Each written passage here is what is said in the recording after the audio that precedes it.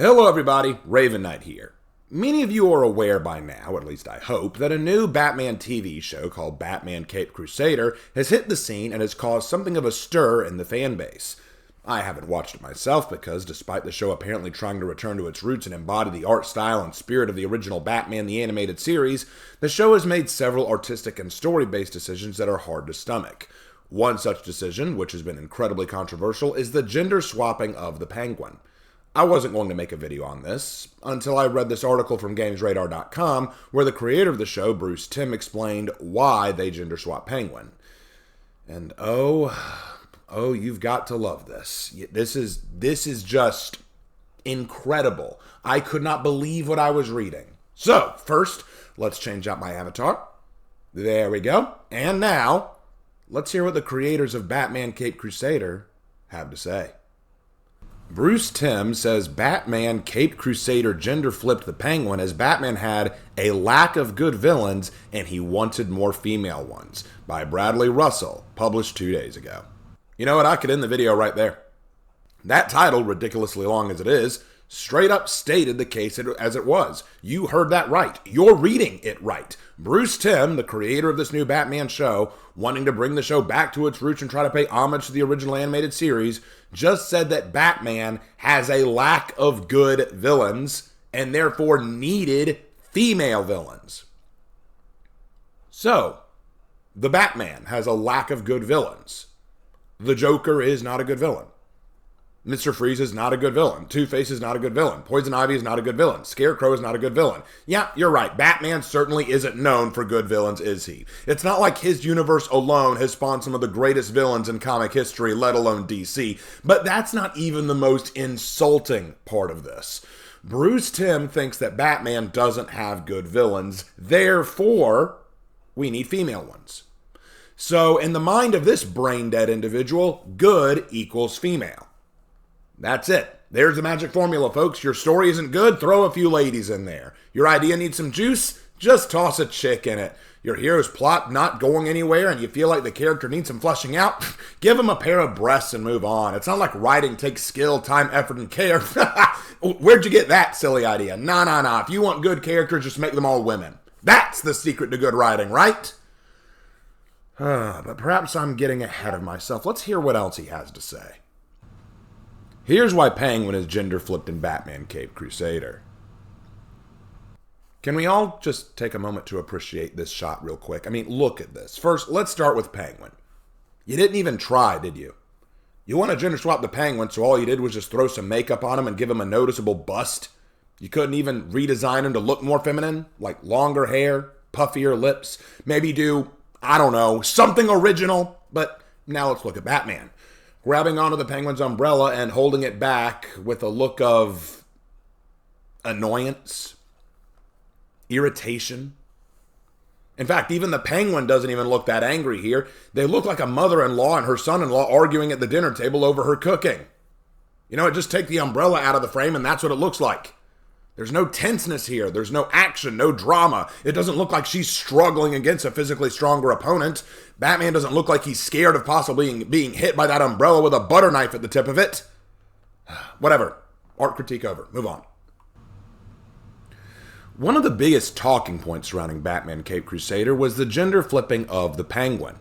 Often portrayed as a diminutive, gruesome-looking gangster, the villain, voiced by Minnie Driver, was reinvented in the Prime Video animated series as a bawdy, show-stopping cabaret artist moonlighting as the head of a criminal organization. Caped Crusader's Penguin, then, was the result of creator Bruce Timm and executive producer James Tucker working at rounding out Batman's rogues gallery. James and I were talking about the overview of the show, and we said one of the problems with Batman as he is there's a lack of good villains, Timm recalled in an interview with the Emmys.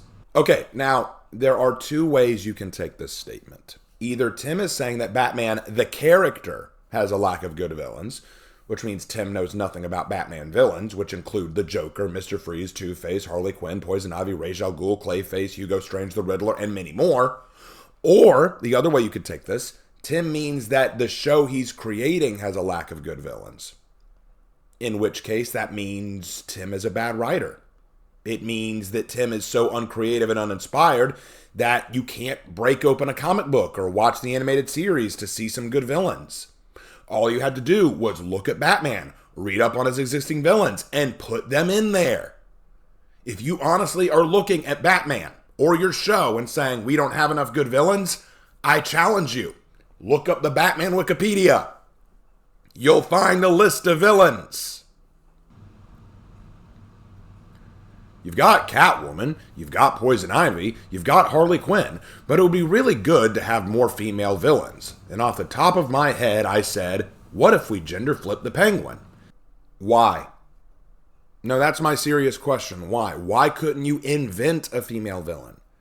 Why do you need to flip the Penguin when you could just create a new one? And for that matter, why the Penguin? The Penguin is a well-known, well-recognized character. Many know him and many care about how he's portrayed. If you simply needed to gender swap a character, why not Calendar Man and make her Calendar Girl? Not only does that title exist in the DC universe, but I guarantee you far fewer people would be upset by it, as most people don't even know who Calendar Man is. But even then, why go down that lazy path and not just create a character? Are you not story writers? You can create characters.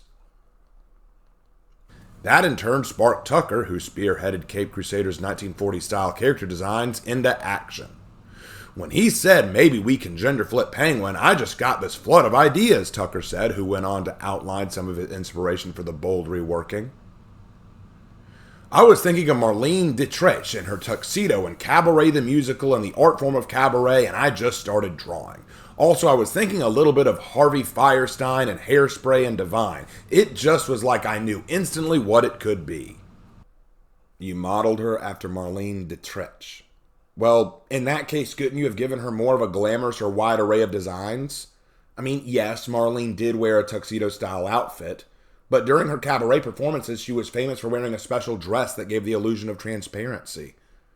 Why not go off of something like that? Nah, it's just too easy. See, it's not enough to gender swap the Penguin. You're so uncreative, you have to make the character look like the Penguin, but in drag. Well, that makes sense, as Marlene unfortunately has been an inspiration for many who wish to pursue drag, but I digress. Speaking to Games Radar Plus at San Diego Comic-Con, Driver insists the new Penguin is a great reimagining that fits into Batman's history. Oh, please, enlighten me. It's amazing as, a lot of times today, we are trying to redress the balance of representation, and you sometimes feel that things have been shoehorned in. It's more performative than organic, Driver said. This is organic. It literally isn't. It's believable that this bizarre, strange, larger-than-life character is genderless because it's the essence of the Penguin. What we are looking at is the essence of the original comics and animation. When you look at her, she's weirdly genderless. She's a creature, and I love that that's what we are exploring now. Well, I must confess, I'm not an artist or TV show creator, but then again, neither are you, Minnie Driver. You're just the voice actress playing the Penguin, so we'll let that slide. I'll be the first to admit I'm not experienced in this field, but I am a writer. And as a writer, I'd like to ask a few questions of you, my friend. Firstly, you say that the Penguin is genderless. Okay, but how can one lack a gender when it has been admitted they are swapping gender? I mean, this article said previously that the creators felt inspired into gender swapping the Penguin. But now you say that she's genderless. Then what does it matter if you swap genders? The Penguin has none, right? According to you. Or are you talking out of your ass? Oh, wait, hold on. Second question. If the whole charm of this reimagining of the Penguin is that they are genderless, then doesn't that return you to the original issue? The whole supposition of Batman lacks good villains, so let's add female ones. But if the Penguin is genderless, making them neither man or woman, then they are neither and therefore do not fix the original problem. Oh, wait, you know what? Third question. If the Penguin needed to be gender swapped from an underground criminal lord hoping to regain his lost wealth and glory, which again is not a good enough villain, why did you feel the need to change next to nothing about him other than gender and the fact she now works at a cabaret nightclub? Why couldn't you create a Batman villainess who runs a cabaret nightclub? Why couldn't you design someone new? Wait, you know what? Fourth question. You say that she's genderless. She's a creature, and you love that's what you're exploring. So those who are genderless are just creatures. Just monsters. Yep, you know what? I'm sure the LGBTQ audience will love that. Did you intend to piss off the very people you're pandering to? Wait, fifth question. You said previously that quite often when dealing with representation, you feel that things often get shoehorned in, but this feels organic. Pray tell, how is this not shoehorned? For those of you unfamiliar with that term, shoehorned means to try to fit something tightly into something else, so to be forced in a sense. So you're telling me that physically changing the gender of the penguin isn't forced? Rather than create something new, unique, and creative, you physically altered an existing character and you think that's organic and in no way forced? Methinks you should just stick to voice acting, Mini Driver. Now the article pretty much ends there, so let's move on to the conclusion. I think that Batman Caped Crusader is distasteful. There are various reasons why outside of just the Penguin, but let's keep things focused on that for the time being. The creators have said in this interview that Batman, either the character or the show, they aren't clear on which, has a lack of good villains, and they wanted to fix that by adding female villains, indicating that these writers assume the way to fix bad or poor writing is to just throw women at it. On some level, this makes sense. After all, the old phrase, sex sells, that can often be used to entice audience members. I mean, if you don't like a story, stay for the attractive women and femme fatales. But the problem is here that they've made is that the Penguin very much is unappealing. She doesn't look as attractive as the woman they base her on. She hardly even looks female, more like the Penguin in drag, which is just insulting, and I'll prove why in a moment. You then try to argue that this isn't forced, but organic, because it embodies the idea that the Penguin is a monster or freak, and that's exactly what this Penguin is being by being genderless. Not only is this insulting to women who may well look like that, but it's also counter to everything you just said, the idea that you were swapping genders, therefore giving a gender, but also it's counter to what we know about the Penguin. The horrific creature concept of the Penguin is largely a creation of the Tim Burton movie played by Danny DeVito. But in the animated series, the Penguin isn't actually that horrific. In fact, he's one of Batman's only enemies who is deemed sane. He also is one of the few who tried to redeem himself. In a famous episode of the Batman animated TV series, the Penguin tries to live an honest life and even goes on a few dates with a woman named Veronica Vreeland. But only later does he learn that she doesn't actually like him and was only using him to boost her social cred, and that she had no real interest in him at all. She considered him a freak. When he finds this out, he's insulted and humiliated and decides to get revenge on her by taking her hostage for ransom money. After Batman defeats him, the Penguin reveals he really was trying to go straight, but laments that high society was the cause of his downfall, as high society will always look down on those who cannot reach it through money, appearance, or fame. As such, he would always be an outcast of the very society he always wanted to be a part of. Oswald, I really was growing fond of you. It's too bad this had to happen. I suppose it's true what they say. Society is to blame. High society.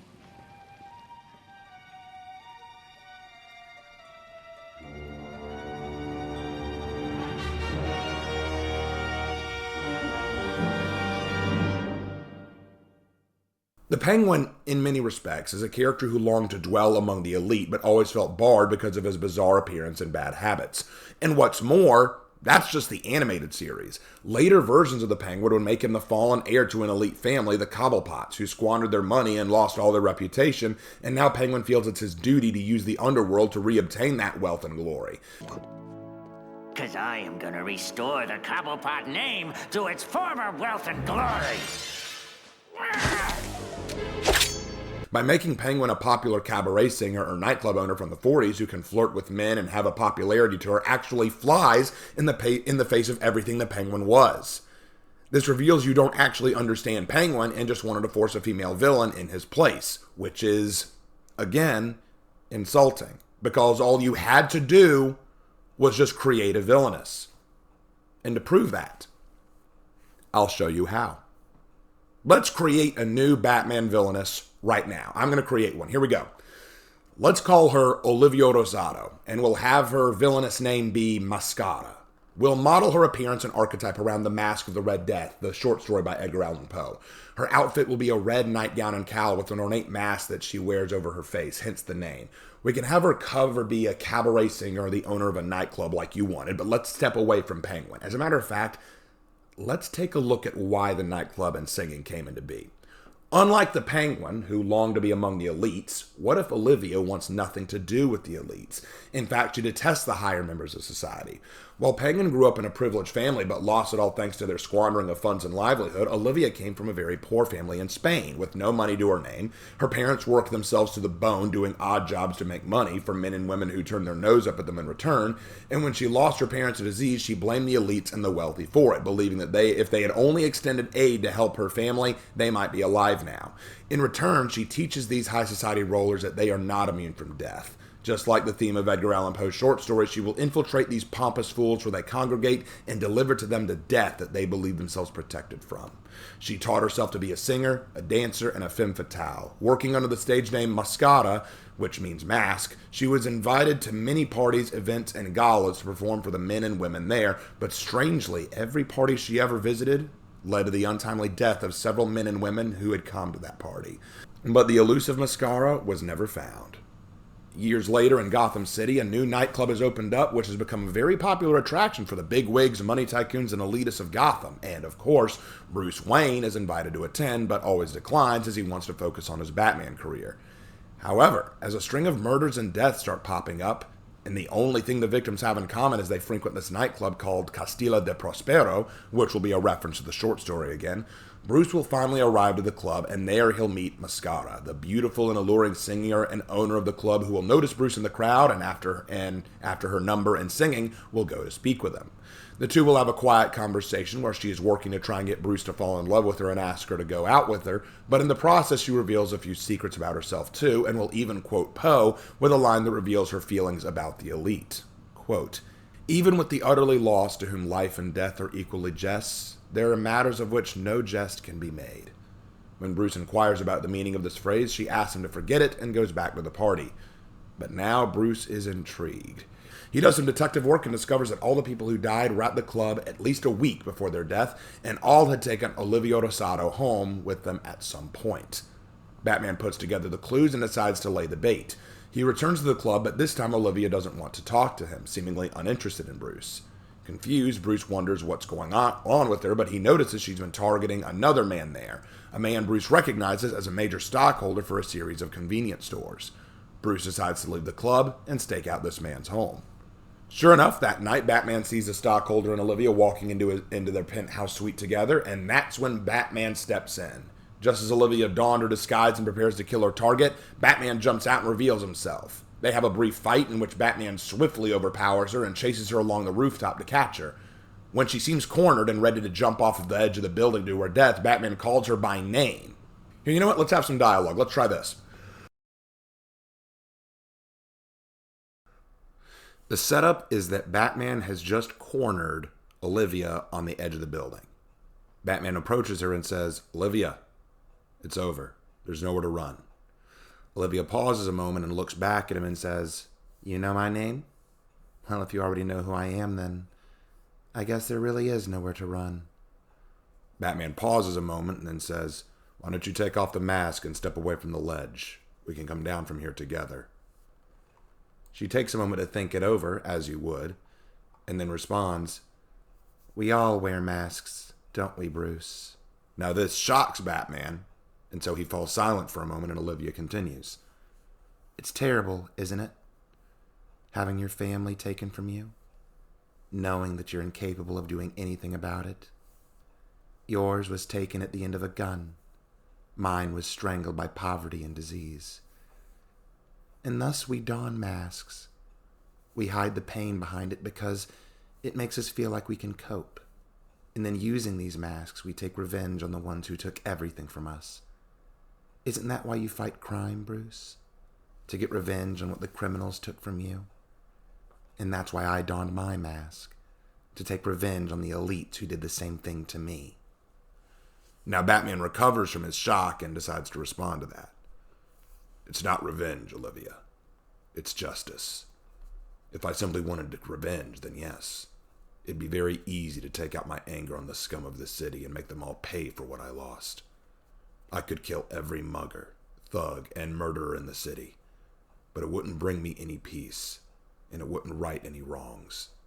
The people you kill are not the ones who killed your family, just like the thugs I take down aren't the man who killed mine. You're angry. You want justice. I understand that. I've been there. And I can help you get it. But come with me. They pause for a moment, and Olivia speaks. You know, for a moment you sounded like my father. You know he would have liked you, Bruce. Now Batman's pleading a little, holding out his hand. Please, let me help you, Olivia. Olivia responds, how ironic. I spent all my adult years hating the wealthy and the elite, thinking they never lift a single finger to help someone like me. And now at the end of it all, one is extending his hand to try and save me. You really are a marvel. She'll take a step back, which shocks Batman. He makes a move forward. Don't do it! A final question, Bruce. Who are you? Are you the mask that you wear, or are you the man beneath it? I don't know if I see a difference between the two. As he lunges forward to grab her, she falls backward, falls off the edge of the building, and as she plummets, he hears her say, even with the utterly lost to whom life and death are equal jests, there are matters of which no debts can be made. The episode will have a sad and somber ending. Olivia was a single episode villainess, but with a lot to offer. She proves to be very intelligent and in many ways similar to Batman, representing a side to Batman's mission that he could have gone down had things not turned out differently. She's a lot like Selina Kyle in that she uses her feminine wiles to get what she wants, but also she's meticulous enough to know how to work behind the scenes. She wouldn't be a repeat villainess, but some of Batman's best villains, after all, only appear for 1 or 2 episodes like Baby Doll, because one thing to remember about a lot of Batman's villains is that some of them are not evil, but rather victims themselves. Mr. Freeze, Baby Doll, Killer Croc, Two-Face, and even Poison Ivy are all individuals who suffered some kind of hardship or loss and became villains thanks to their choices after the fact. Having a tragic character like this would fit right into the Batman idea. You could even use this as a pilot episode as it explores Bruce's reasons for becoming Batman, as well as his view on justice versus revenge as he battles a woman who is very similar to him. Look, I know it's not great. Definitely need some revisions, editing, adjustments. I'd need to spend a lot more time on this. But hell, I came up with this idea in just a few hours of brainstorming. What did you do with all the time you had, show creators? Let's gender swap an existing character, stand there and say, brilliant, organic, perfect. Ugh. Can you guys see why this is disgusting? This is why I can't stand this whole idea of changing the gender of a character just to suit a representation need. I don't think that they did this because they thought it was some creative new idea. They did it because they said, we can't come up with anything new to do that'll please the progressive audiences. What can we do to try to sign off on an agenda that we can do? Wait, we can gender swap the Penguin? Oh, let's do that. That's cool. And we'll say it's creative. Oh, it's gross. It is just gross. And I'm sick of people doing this kind of crap. Anyway, that's all the time I have for today. Sorry about my voice, guys. I don't know what's wrong with my throat. It's just been something going on for a while now, but I hope that it gets better soon. Anyway, guys, hope you enjoyed, and I will see you in my next video. Take care.